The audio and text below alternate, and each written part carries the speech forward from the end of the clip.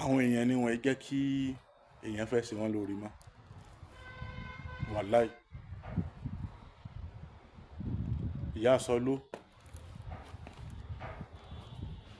ìtàn rẹ̀ ní agbeni ni àbíbẹ̀rẹ̀ ìkànnì méjèèjì ó kù díẹ̀ káàtó torí kìí ṣe èèyàn kan tí ó wà òkè láàyè rẹ̀. Àwọn èèyàn máa ń rí bí ẹni tó kù díẹ̀ káàtó lágbègbè yẹn tó ń ta àwọn oríṣiríṣi bó ṣe máa ń ṣe. Ọlọ́run wa ní kí àìmọye àwọn èèyàn náà tó dàbẹ́ tí social media gbé tí TikTok tó ṣèrànlọ́wọ́ gidi fún tó ń tí ẹ̀bùn tó wá ní àwọn nǹkan yẹn bó ṣe máa ń ṣe yẹn ṣe àpò wèrè ló tàjù báyìí sí. Àwọn tán ní ọpọlọ gan tán dẹ̀ ṣe tán ní good content tí wọ́n ń ṣe gan wọn ò fẹ́ go viral bí àwọn tí ò dápé mọ́. Ìyá Sọló ó wá ń ṣe bó ṣe ń ṣe yẹn Qdot wá rí pé òun ó future ẹ̀ láti jẹ́ kí wọ́n mọ̀ nǹkan gbàkànwò kan ó dẹ̀ ṣe bẹ́ẹ̀ fún àwọn èèyàn mọ̀ ó trend láti bẹ̀ lọ ẹni tí ó gbé sófin tí ó lọ perform bẹ́ẹ̀ ẹni tí ó lọ gbá ẹni tí ó lu àwo kòkò àsásùn ibẹ̀ náà ni Portable náà ti rí. káti àhàzùn pé lóòótọ́ ni Qdot fún ọ ní 30,000 tó fi appreciate.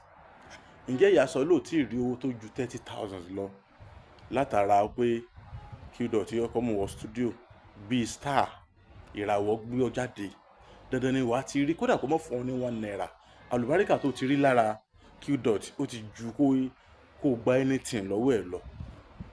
Ṣùgbọ́n púpọ̀ àwọn èèyàn wọn yìí ní làákàyè wọn ní ìròrí tó pọ̀ ọ̀tọ̀ ni tí àwọn ọmọ gbọ́rọ̀ sí torí pé ká lè bàbá kan jẹ́. Ká ní Portable fún ẹ 20,000 naira àwọn ògo tó bá rìn yẹn ó ti sọ ìwọ náà dògo àkọ́kọ́. Ẹlẹ́ẹ̀kejì ni wípé ó ti ní rank. Àwọn kan tún wá máa ṣe kí ni wọ́n wá máa pè ẹ́ láwọn concert gidi tí wọ́n ti wá máa rí owó gidi táwọn yẹn ò fún ẹ. Kọ́mọ wulẹ̀ ó mọ iye àwọn tí wọ́n jẹ́ olórin hip hop tí wọ́n fẹ́ future ru Qdot yẹn tí ò dá wọn lóhùn tán sì lówó lọ́wọ́. Ó mọ àwọn tí ó jẹ́ àwọn tí wọ́n jẹ́ olórin tán fẹ́ future Portable tí wọ́n tún ní owó lọ́wọ́ tí wọ́n dẹ̀ wà òkè tó kórè wọ́n pé tí ò dá wọn lóhùn.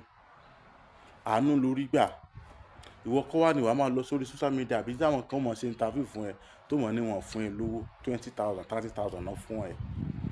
Àzìn níbo ni kí ló dé tẹ̀yìn èèyàn mọ́ kí ló tí ẹ̀ kí ń ní ìròrí wípé àánú lẹ rí gbà opportunity ló ní ló fi ń bá ru Qdot wọnú studio lóòótọ́ wọn yìí sọ lọ́hùn ṣùgbọ́n a lò wọ́n fún ẹ.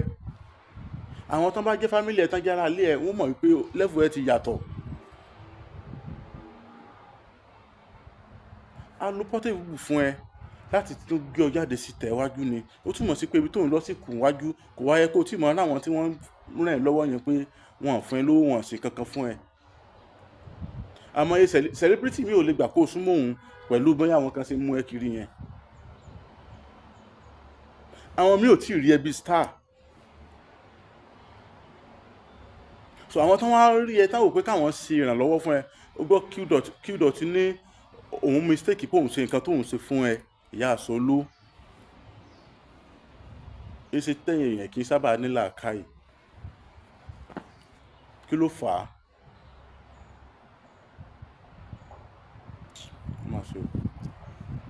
Gbogbo ẹni tí ẹ̀ ń gbé kiri Qdot àti 30,000 ló fún àti kìíní kan Portable àti Portable fún 20,000 àti wọn ti ràn lọ́wọ́ àti wọn sì gbà àti wọn ṣàwo. Ẹ rántí wípé àwọn kan wà tí wọn ò tiẹ̀ sí kankan. So àwọn tó wá ṣe tán gbé jáde yẹn wọ́n sì ìrànlọ́wọ́ tán ṣe fún ojú kan fún 1 million naira lọ. Torí tí ó mọ̀ jẹ ẹ wo K1 Junior mò ń post ẹ̀ bí sẹ̀ bá lọ èmi ni màá kọ́ gbé àmọ́ èmi ni wọ́n á send sí mi kó nǹkan tó post ẹ̀ nígbà tó dé tí ó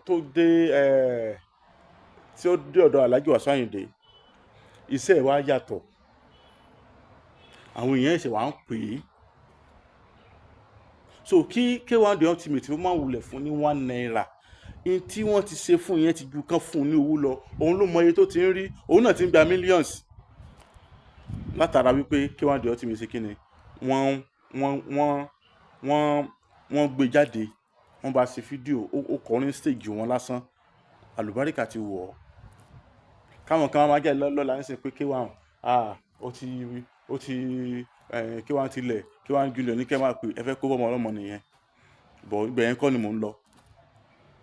Ẹni tó bá ṣe nǹkan fún yín, ẹ máa appreciate wọn, ẹ má nítorí pé àwọn fún yín lówó, ẹ gbà wípé wọ́n ti ìwọ̀nba tọ́lọ́run ní kán ṣe fún yín yẹn, tẹ́ bá nígbàgbọ́ ẹ sì máa jẹ lọ, ó ju owó tó yẹ kán fún yín lọ.